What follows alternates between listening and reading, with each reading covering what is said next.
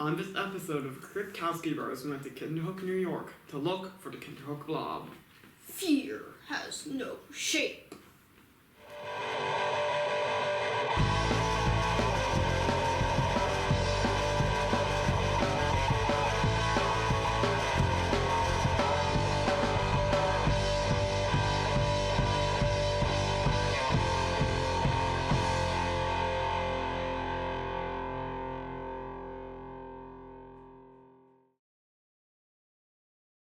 There are at least 4 different sightings of the Kinderhook Blob, the first of which was in 1962.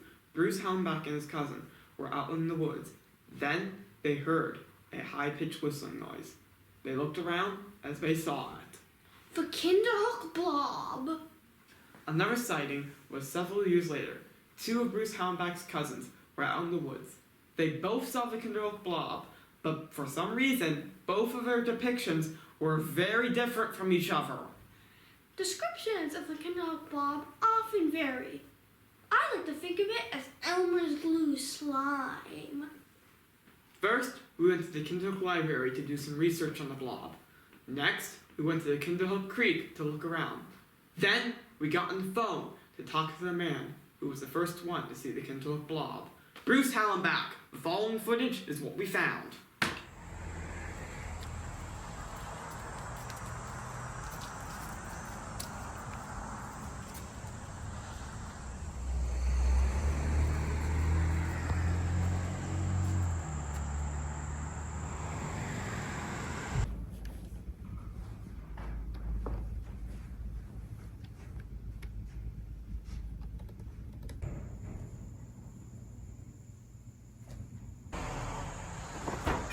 Let's head over to Kinderhook Creek.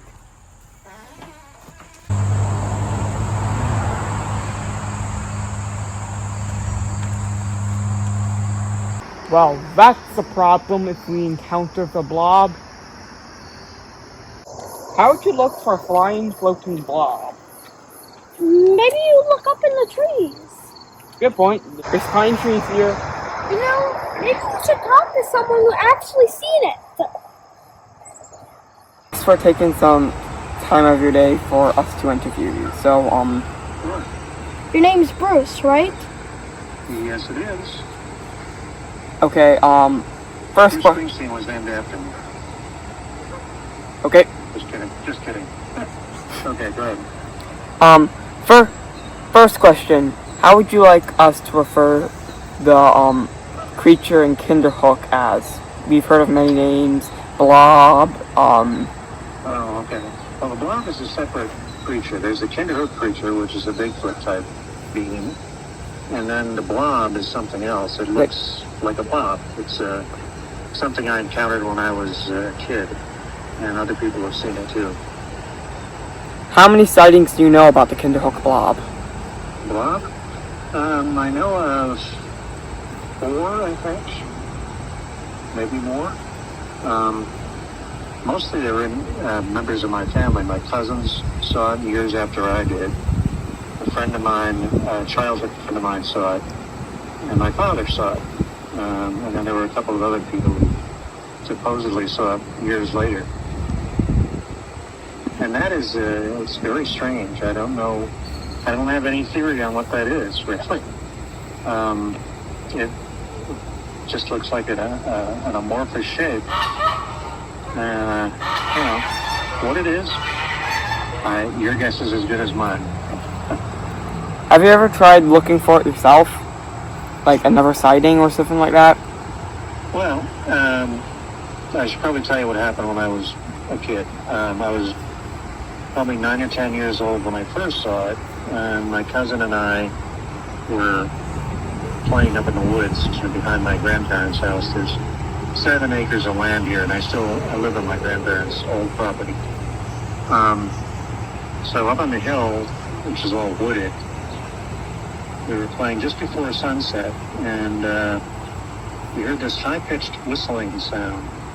And I turned around in the direction of the sound, and I saw this sort of bluish-white shape that seemed to be looking at me from behind a tree. Although I couldn't see any eyes, but I felt it was looking at me. And it was just a big blobby shape. So we called it the Blob.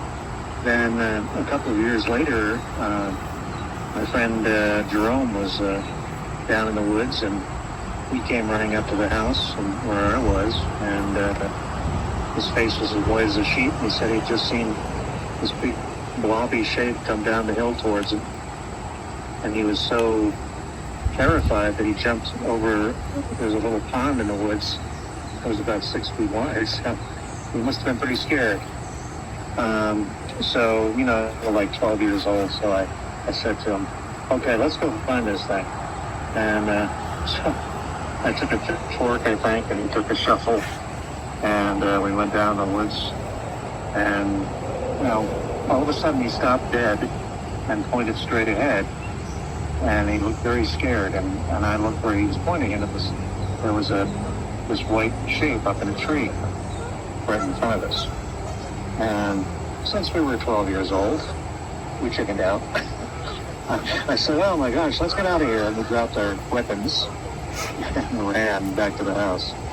So that was the end of that. But then about 14 years later or so, or more, I guess about 20 years later actually, my two cousins were down in the woods. And they had a little lean-to built down there. And my one cousin, and this is kind of important, one of my cousins is a Protestant, the other's a Catholic.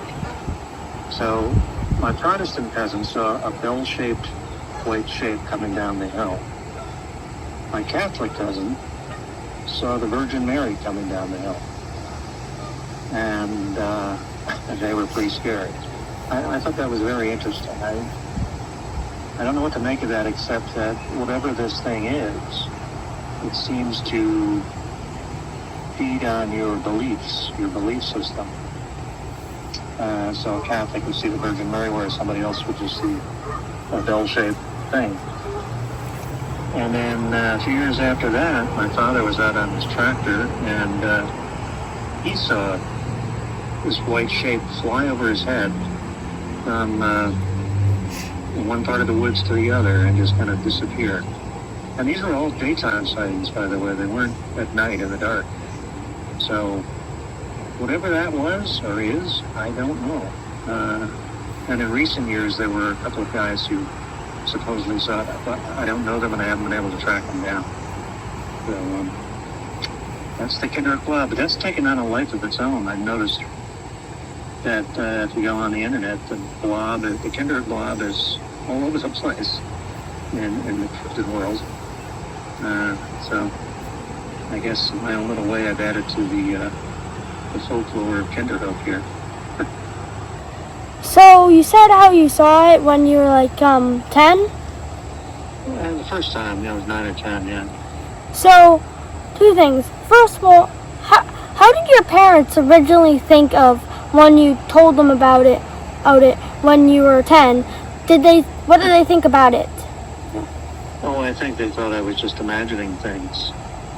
But then years later, my father saw it. So he wasn't imagining things, I don't believe. So, you know, and again, my cousin saw it and other people saw it. So something is there. What it is, I don't know. You were also younger than we are right now, at least. How did that change your life when you saw it?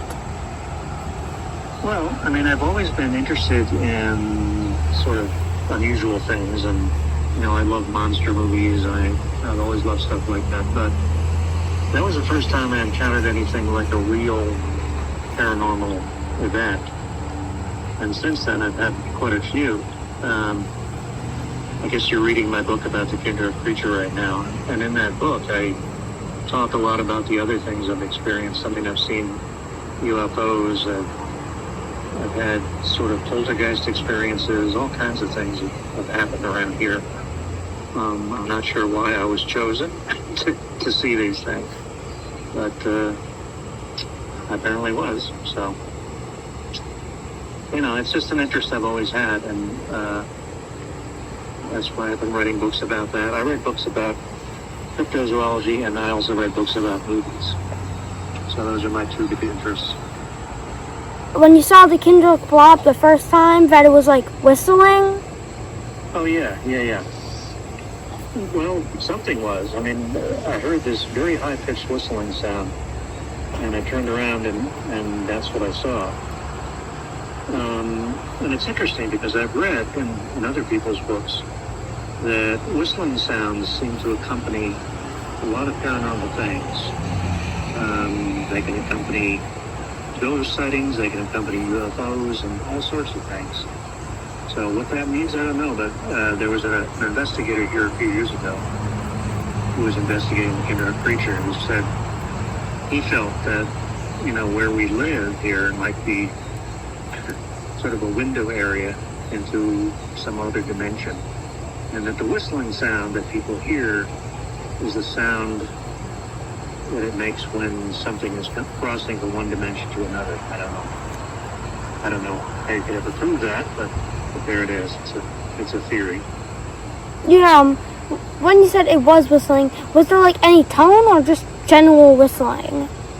Well, it was just very high pitched. Just a sort of like a bird, but not exactly. I mean, I can't really describe it any better than that. It's just a very high pitched whistle that was sustained for a few seconds, and then it just died out. Have you gotten any attention about the Kinderhook Blob? Like people saying that you're crazy or anything? Well, no one's told me that to my face, anyway. But yeah, I mean, when I do these talks at the library and elsewhere, people ask me about my experiences with these various things. And there's a lot of interest in the blob, because it's so weird and so unusual. Have you seen any of the pictures they've done online of the blob? No, not really. They sort of make it look like Casper the Friendly Ghost, which is actually not that far off. I mean, what I saw it looked like a big bulbous head, kind of like Casper. But there's a lot of interest in it when they realize what I am talking about, because it's so strange and unusual. And like I say, it's taken on a life of its own. Our goal as the Cryptkowski Brothers is to look for one cryptid in every single state of all 50 states of the United States. Mm-hmm. Yeah, I think there's probably at least one in each state. I mean, I've done books on, actually I have a book called Monsters of New Jersey. Have you seen that one? Nope. Because you live in New Jersey, right? No. Is that all we got? We got any more to ask him? I think that's all, actually. Thanks for your time with the interview. Sure, you're very welcome. Anytime. We didn't find any blobs here. And not even a jello mold. So So we're out of here. Hey Darwin, are we from New Jersey? No, let me show you. We are right here. Oh, now I get it. Next episode, we are looking for the unicorn of the sky. Who's just paying a visit? Like, subscribe, and ring that bell!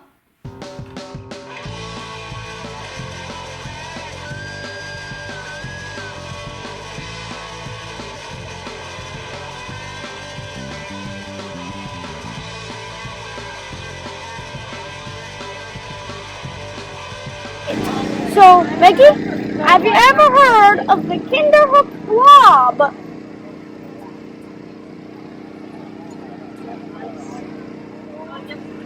Hello?